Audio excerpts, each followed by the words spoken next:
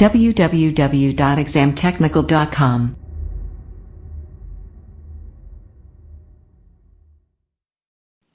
नमस्कार दोस्तों, exam technical के इस डिजिटल प्लेटफॉर्म में आपका स्वागत है। आज हम आप लोग के बीच झारखंड की कला एवं संस्कृति से संबंधित कुछ महत्वपूर्ण प्रश्नों को लेकर आए हैं जो झारखंड में होने वाले जेपीएससी या जेएसएससी की विभिन्न परीक्षाओं में बार बार पूछे जाते हैं।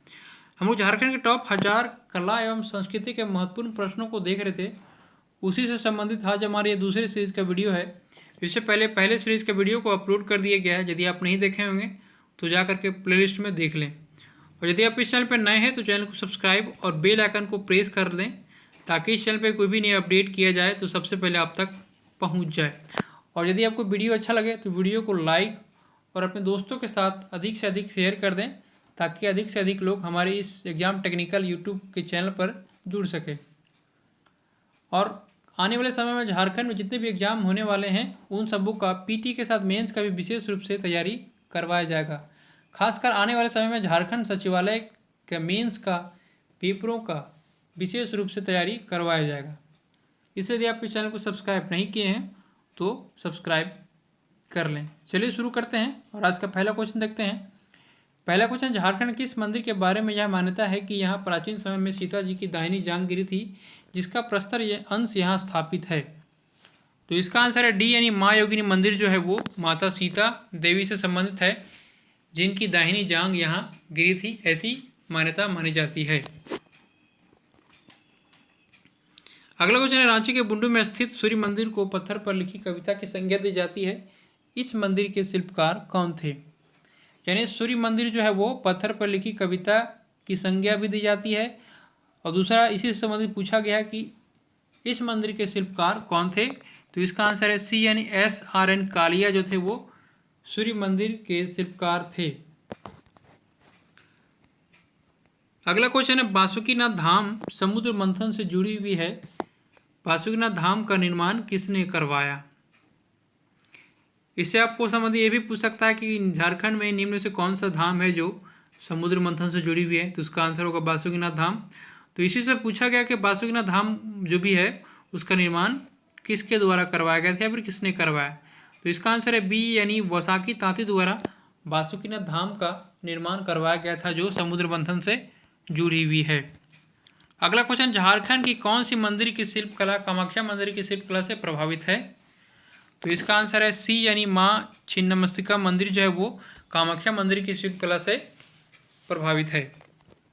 यानी जिस प्रकार से कामाख्या मंदिर है उस प्रकार से आप हमारे झारखंड का जो माँ छिन्नमस्तिका मंदिर है वो भी एक तरीके से उसी शिल्पकला से प्रभावित है। अगला क्वेश्चन, संथाल जनजाति में विवाह के अवसर पर गाया जाने वाला गीत निम्न में से कौन सा है? तो इसका आंसर है सी, यानी दौड़ गीत जो है वो संथाल जनजाति में विवाह के अवसर पर गाया जाने वाला गीत है। तो दौड़ गीत को याद रखिएगा जो संथाल जनजाति से संबंधित है और विवाह के अवसर पर गाया जाता है। अगला क्वेश्चन है, वीर सेरेन संथाल जनजाति का एक प्रचलित लोकगीत है। इसका गायन किस अवसर पर किया जाता है? तो इसका आंसर है बी, यानी यह एक जंगल का गीत है। जो इसको आप मान सकते हैं कि जंगल का गीत यानी अब कोई व्यक्ति जंगल शिकार करने के उद्देश्य से जाएगा या किसी अन्य काम के से जाएगा तो वो उस प्रकार से जो भी एक गीत गाया जाएगा उसे वीर सेरेन के नाम से जाना जाता है जिसका संबंध संथाल जनजाति से है जो एक प्रचलित लोकगीत है। यानी सिंपली ये जो है वो व्यक्तियों द्वारा या फिर संथाल जनजाति द्वारा शिकार करने के उद्देश्य से या फिर जंगल में घूमने के उद्देश्य से जो गीत गाया जाता है उसे वीर सोरेन के नाम से या फिर वीर सेरेन के नाम से जाना जाता है। अगला क्वेश्चन, झारखंड के एक प्रसिद्ध लोकगीत जापी जो है किस जनजाति से संबंधित है जो शिकार के अवसर पर गाया जाता है? तो इसका आंसर है बी, यानी मुंडा जनजाति से संबंधित है जो शिकार के अवसर पर मुंडा जनजाति द्वारा गाया जाने वाला गीत को जापी गीत के नाम से जाना जाता है। इससे प्रीवियस क्वेश्चन में हमने बताया था कि जो वीर सेरेन जो है वो संथाल जनजाति द्वारा जो गाया जाता है एक जंगली गीत है तो उसको आप मान सकते हैं कि वो भी एक तरीके से शिकार करने के अवसर पर या फिर शिकार के दौरान गाया जाने वाला गीत है। तो संथाल जनजाति की बात करेगा तो वीर सोरेन या फिर वीर सेरेन, और मुंडा जनजाति की बात करेगा तो आपको जापी याद रखना है। अगला क्वेश्चन, निम्न में से सरहुल पर्व के अवसर पर कौन सा लोकगीत गाया जाता है? यहाँ याद रखना है, सरहुल पर्व के अवसर पर कौन सा लोकगीत गाया जाता है, तो इसका आंसर है सी, यानी जदुर नृत्य जो है वो सरहुल के अवसर पर गाया जाने वाला एक लोकगीत है। याद रखिएगा, जदुर जो है वो सरहुल पर्व के अवसर पर गाया जाता है। अगला क्वेश्चन है, हैरो नामक गीत का गायन हो जनजाति द्वारा किस अवसर पर गाया जाता है या फिर किया जाता है? तो हैरो नामक गीत जो है वो धान की बुआई के समय, यानी बी जो ऑप्शन आपका है, धान की बुआई के समय हैरो नामक गीत हो जनजाति द्वारा किया जाता है या फिर गाया जाता है। तो आपको इसमें याद रखना है, हैरो नामक जो गीत है उसका संबंध किस जनजाति से है, तो हो जनजाति याद रखना है। और किस समय गाया जाता है, तो धान की बुआई के समय हैरो नामक गीत हो जनजाति में गाया जाता है। अगला क्वेश्चन, हो जनजाति में किस लोकगीत को बसंत का गीत कहा जाता है? तो इसका आंसर है बी, यानी वाह या बा जो गीत है हो जनजाति में बसंत के गीत के नाम से भी जाना जाता है। अगला क्वेश्चन है, झारखंड के किस नृत्य को नीर सुशंको भी कहा जाता है? यहाँ याद रखने वाली बात है कि नीर सुशंको आपको नया वर्ड मिला है। किस नृत्य को नीर सुशंको के नाम से जाना जाता है? तो इसका आंसर है बी, यानी जदू नृत्य है वो नीर सुशंको के नाम से भी जाना जाता है। यानी आपको बी याद रखना है, नीर सुशंको को जदू नृत्य भी कहा जाता है। अगला क्वेश्चन है, निम्न में से कौन सा एक पुरुष प्रधान नृत्य है जिसे पुरुष मुखौटा पहन करके करते हैं? तो इसका आंसर है डी, यानी कठोरवा नृत्य है जो एक पुरुष प्रधान नृत्य है जिसमें मुखौटा पहन करके नृत्य किया जाता है। कठोरवा नृत्य याद रखिएगा, पुरुष प्रधान नृत्य है जिसे मुखौटा पहन करके किया जाता है। अगला है, कर्मा नृत्य को किस अन्य नाम से जाना जाता है? तो कर्मा नृत्य को किस अन्य से नाम जाना जाता है? तो इसका आंसर है सी, यानी लहूसा नृत्य के नाम से भी कर्मा नृत्य को जाना जाता है।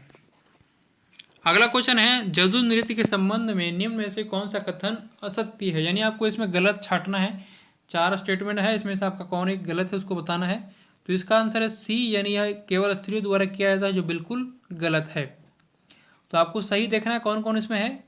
इस नृत्य का प्रदर्शन फागुन माह से चैत माह तक किया जाता है, यह उरांव जनजाति द्वारा किया जाता है।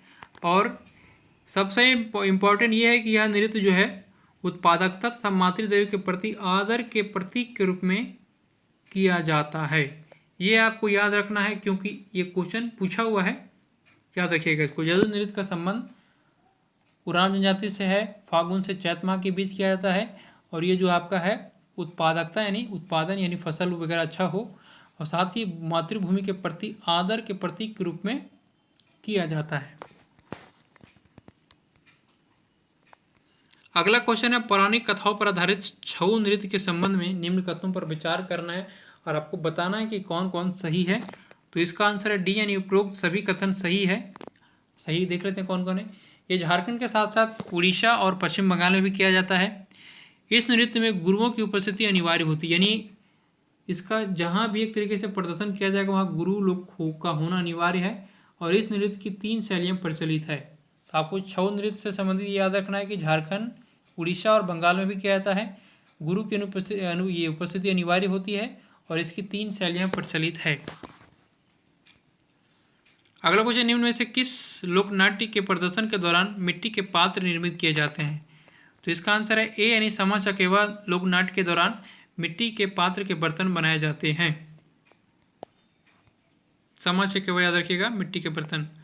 अगला क्वेश्चन है, निम्नलिखित में से किस लोकनाट्य का प्रदर्शन जट जाटिन लोकनाट्य के साथ किया जाता है? तो इसका आंसर है ए, यानी भकुली बंका यदि आपको करना है तो जट जाटिन को मिला करके एक साथ करना पड़ेगा। तो याद रखिएगा कि झारखंड के जो भकुली बंका लोकनाट्य है उसको जट जाटिन लोकनाट्य के साथ मिला करके किया जाता है।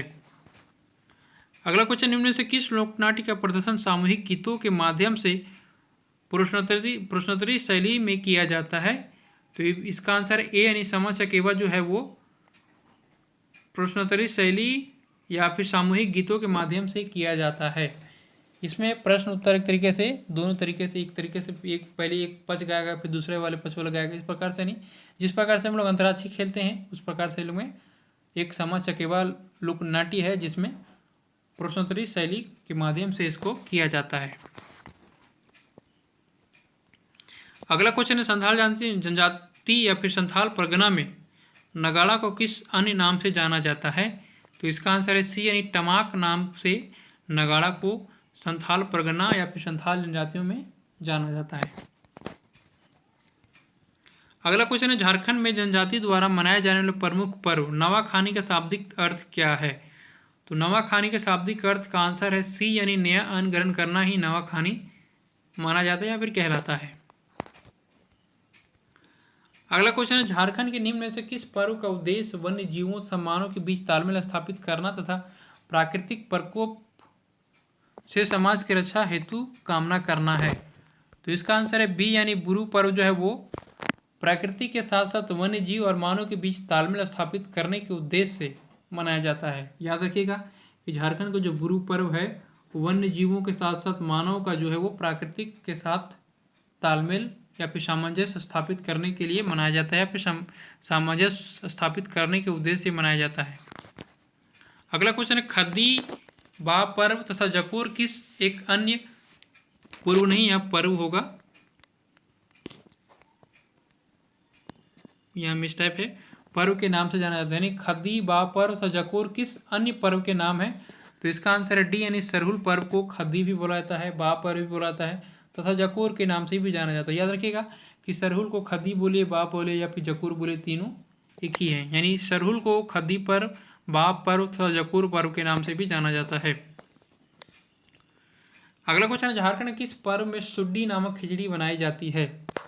तो इसका आंसर है सी यानी सोहराय में जो खिचड़ी बनाई जाती है उसे सुड्डी के नाम से जाना जाता है।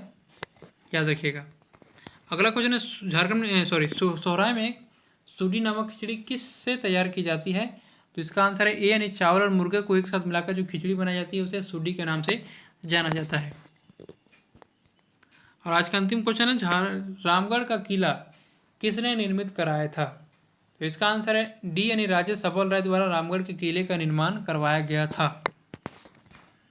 अभ्यास प्रश्न पिछले सीरीज में पूछा गया था, उसमें 3 में से हमने एक का आंसर बता दिया था। आप लोग को 2 का आंसर कमेंट बॉक्स में कमेंट करके बताना था। पहला क्वेश्चन है हिजला मेला का आयोजन किस नदी के किनारे किया जाता है? तो इसका आंसर है मयूराक्षी नदी के किनारे। और अगला क्वेश्चन है झारखंड का प्रसिद्ध मेला देवघर में आयोजित किया जाने वाला वो श्रावणी मेला जो हमने बताया था। और तीसरा हमने आपसे पूछा था ओल्ड चिकी लिपि का आविष्कार किसने किया? तो इसका आंसर है रघुनाथ मुर्मू। और आपको 2 क्वेश्चन फिर से पूछा जा रहा है, इसका आंसर आपको कमेंट बॉक्स में कमेंट करके बताना है। क्वेश्चन है जादू पटेल का संबंध किससे है? और अगला क्वेश्चन है नटुआ क्या है? तो आपको ये दोनों क्वेश्चन का आंसर कमेंट बॉक्स में कमेंट करके बताना है। कमेंट करने से आप लोग को बेनिफिट होगा, जल्दी याद रहेगा। और इससे संबंधित जितने भी आपके पास जानकारी हो सब कमेंट बॉक्स में कमेंट करके आप बता सकते हैं। ये हमारा आज का दूसरे सीरीज का वीडियो था। वीडियो आपको कैसा लगा हो कमेंट बॉक्स में कमेंट करके बता सकते हैं। और साथ ही लाइक करके हमारी मनोबल को आप बढ़ा सकते हैं। यदि आप इस चैनल पर नए हैं या फिर नए जुड़े हैं तो चैनल को सब्सक्राइब और बेल आइकन को प्रेस कर दें ताकि इस चैनल पर कोई भी नया अपडेट किया जाए तो सबसे पहले आप तक पहुंच जाए। और वीडियो को अधिक से अधिक अपने दोस्तों के साथ शेयर करें ताकि अधिक से अधिक लोग एग्ज़ाम टेक्निकल के इस यूट्यूब चैनल से जुड़ सके।